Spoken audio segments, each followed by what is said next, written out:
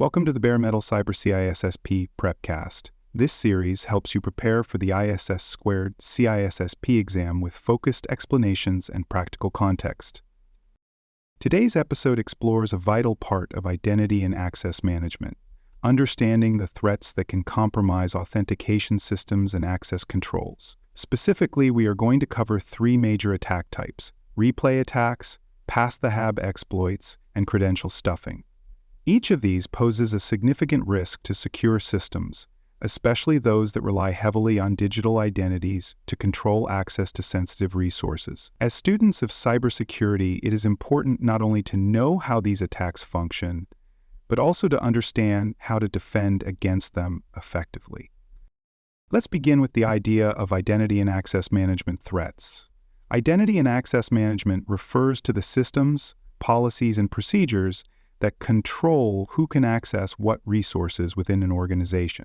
This could include employees logging into their email, systems that need access to databases, or even vendors accessing customer portals. Because these interactions often revolve around usernames and passwords or other credentials, any weakness in these processes becomes a target for attackers.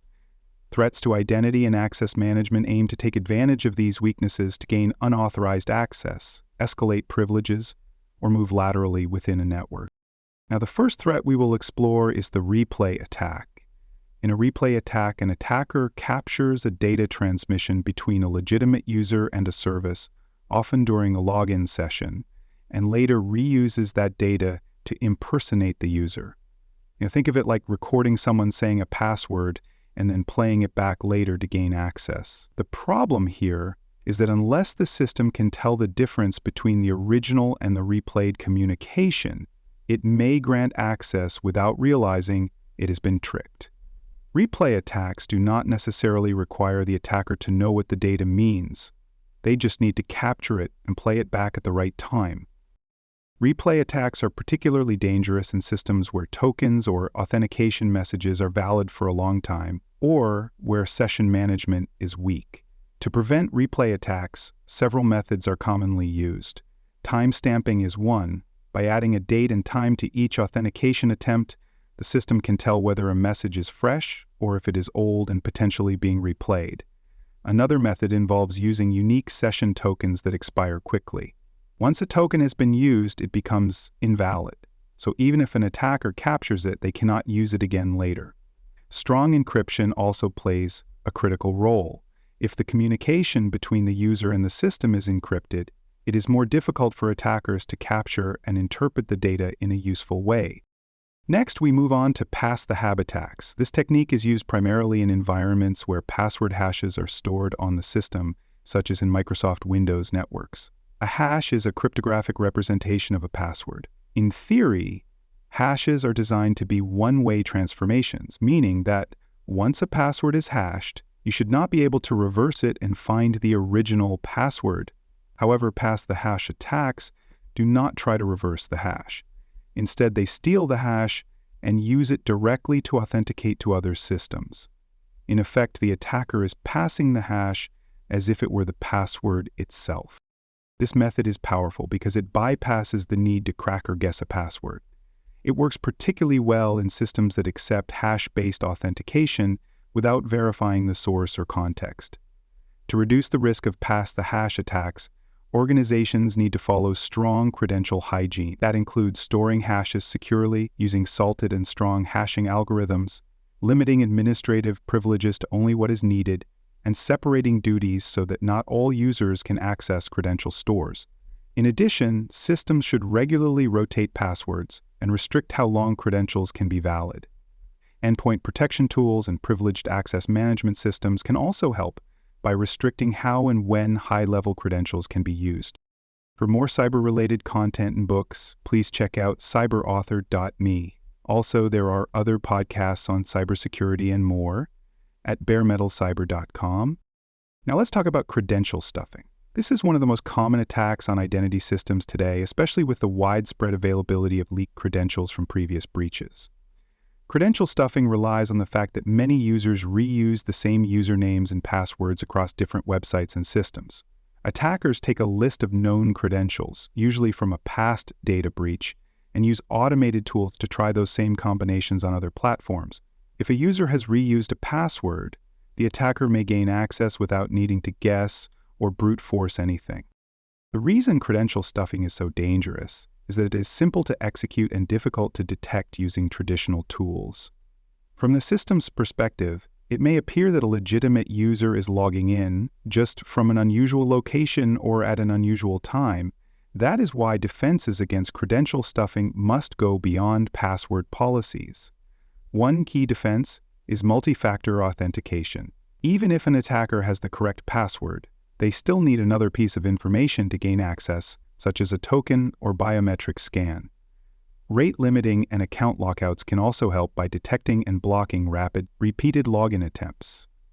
Another useful approach is credential breach monitoring, which alerts administrators when a user's credentials are found in known data leaks. Educating users about password hygiene, such as using unique passwords for each account and using password managers, is also a fundamental part of the defense. What all these attacks have in common is that they exploit weaknesses in how credentials are stored, transmitted, and reused. Because of that, defending against these threats requires a multi-layered approach. Organizations should use encryption wherever possible, both in transit and at rest.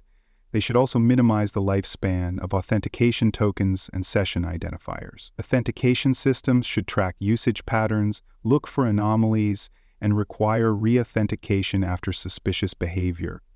Monitoring tools that support identity and access management help detect attacks in progress, such as multiple login attempts from different locations or repeated failed authentication events. These tools can alert administrators or even automatically block traffic. Strong credential management is another essential element. Passwords should never be stored in plain text, and even password hashes should be handled with care. Salting adds randomness to the hash, making it more difficult for attackers to use pre-computed tables or rainbow tables to guess the original password. Furthermore, systems should avoid storing credentials where they are not needed. For example, applications that require authentication can use external identity providers through federation, so they never handle the credentials directly.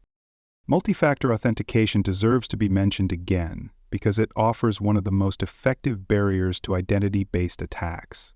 By requiring more than one form of identity verification, you make it significantly harder for attackers to succeed with stolen credentials or replayed messages.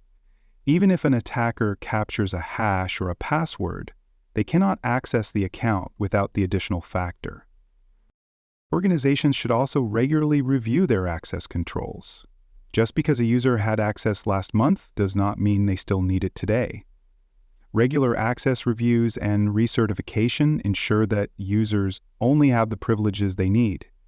It also helps detect anomalies, such as inactive accounts that still have permissions, or accounts that have been escalated without approval.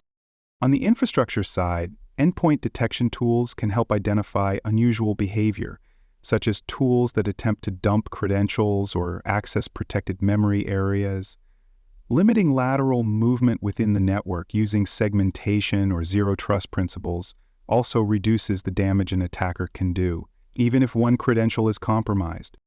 From a policy perspective, every organization should have a clear and enforceable identity and access management policy. That policy should spell out how credentials are managed, how accounts are created and retired, and what security controls are in place for authentication and access management. The policy should also define how often credentials are rotated, how breaches are handled, and who is responsible for monitoring authentication systems. Finally, user training plays an important role. Users need to understand the importance of choosing strong, unique passwords and avoiding reuse. They also need to recognize phishing attacks, which are often the first step in stealing credentials. When users understand the reasons behind security controls, they are more likely to comply and more prepared to detect suspicious activity. Thanks for joining us for this episode of the Bare Metal Cyber CISSP Prepcast. For more episodes, tools, and study support, visit us at baremetalcyber.com.